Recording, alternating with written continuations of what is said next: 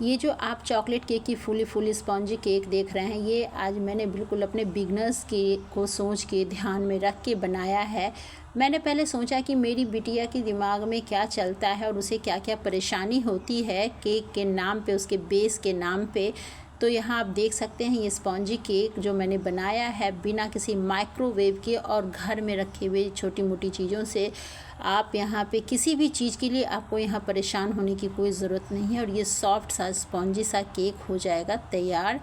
तो केक तो नहीं कहेंगे, ये चॉकलेट केक का बेस है और यहाँ पे बिगनर्स को ध्यान रखना है और ऐसे ही बस जो आपके घर में चीज़ें हैं ना उनसे ही हो जाएगी तैयारी आपकी।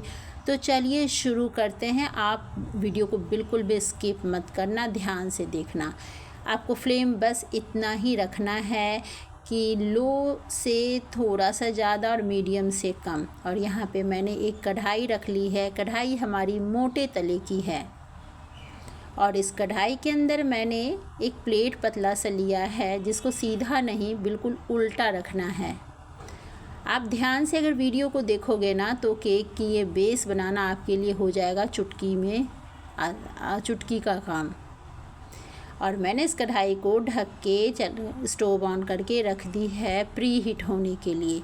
फ्लेम आप लो टू मीडियम ही रखें, मीडियम तो नहीं रखें, लो ही रखें, लो से थोड़ा सा ज़्यादा।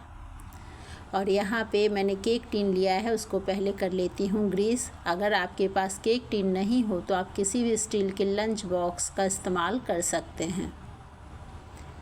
और यहाँ मैंने नॉर्मल पेपर की कटिंग की है। अगर आपके पास ये पेपर बटर पेपर हो तो आप वो ले सकते हो, नॉर्मल पेपर हो तो आप वो ले सकते हो। नहीं, अगर कुछ भी नहीं है तो आप थोड़ा सा मैदा को डस्ट कर लें, बिल्कुल हल्का, चुटकी भर से। और अगर नॉर्मल पेपर है तो उसके ऊपर भी बिल्कुल हल्का सा ग्रीस कर लें। तो ये हमारी हो गई तैयारी केक के बेस की, कि पहले हमने इतना करके साइड रख देना है, ये बहुत इम्पॉर्टेंट है। अब मैंने यहाँ पे ली है एक बर्तन, आप कोई भी डोंगा ले सकते हैं, और ये है normal oil, refined oil 1/4 cup. आप इस तेल की जगह घी का या बटर का भी इस्तेमाल कर सकते हैं। और ये है बिल्कुल फ्रेश कर्ड, बिल्कुल फ्रेश, इसमें खट्टी महक नहीं होनी चाहिए। ये 1/2 कप है।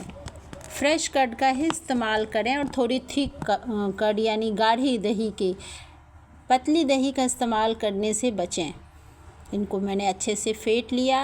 अब मैं ले लेती हूँ एक छन्नी और इस छन्नी में मैंने ली है 1 कप मैदा। यहाँ पे आप आटा या सूजी का भी इस्तेमाल कर सकते हैं, लेकिन और साथ ही साथ में मैंने लिया है यहाँ पे पिसी हुई चीनी जो 1/2 कप है। साथ ही साथ में 1 टेबलस्पून मैंने लिया है कोकोआ पाउडर, 1 टीस्पून लिया है बेकिंग पाउडर। लेकिन आप ये देख सकते हो मैंने भर के नहीं लिया, उसको कट कर दिया है। ये बेकिंग सोडा 1/2 टीस्पून, इसको भी मैंने कट करके लिया है, यानी ऊपर उठा हुआ नहीं होना चाहिए।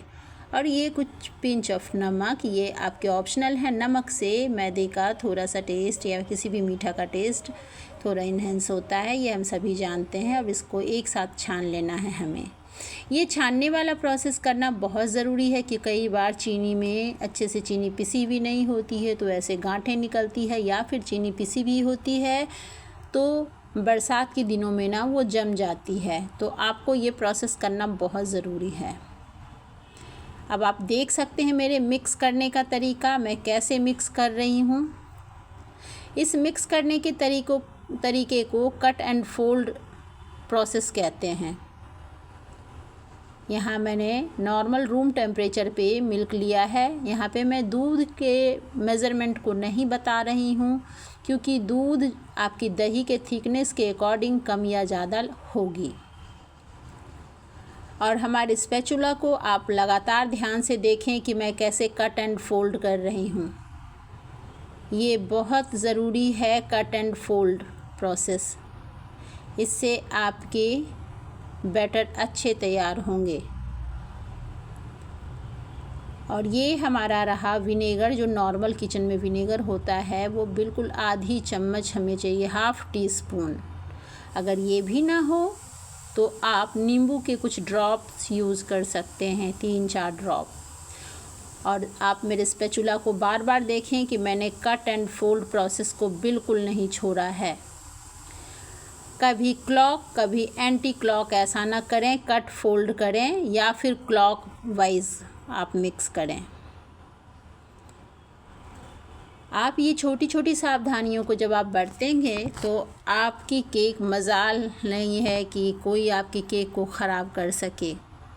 हम किसी भी वीडियो को ना स्किप कर के देखते हैं और छोटी छोटी जो सावधानी बताई जाती है वो हम सुन नहीं पाते, जिससे हमारी चीज़ें ख़राब होती है। अब ये मैंने केक टिन में सारा बैटर ट्रांसफ़र किया है।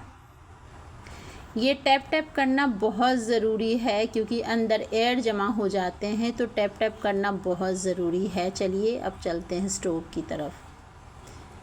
ये हमारा प्री हीट हो चुका है। लगभग 10 मिनट से मैंने इसको छोड़ रखा था बिल्कुल लो हीट पे। यहाँ आप देख सकते हो कि जो टिन रखा है वो कढ़ाई से नीचे से भी डिस्टेंस में है और ऊपर साइड चारों तरफ से दूरी बनी हुई है। ये बहुत ज़रूरी है कि हम जिस भी बर्तन में बनाएं वो हमारे केक टिन से डिस्टेंस मेंटेन करें और ऐसे वज़नदार पत्थर आप रख दें। और आप हीट को आप देख सकते हो बिल्कुल ही लो, मतलब इसका अगर टेम्परेचर देखें तो 160 डिग्री टेम्परेचर के आसपास है। और बीच बीच में इसे बिल्कुल ना खोलें। लगभग 30 मिनट के बाद इसको एक बार चेक करें। 30 से 35 मिनट में ये चेक करें और 40 मिनट में ये बिल्कुल ही हो जाएंगे। तो ये हमारे 35 मिनट के बाद मैंने चेक किया।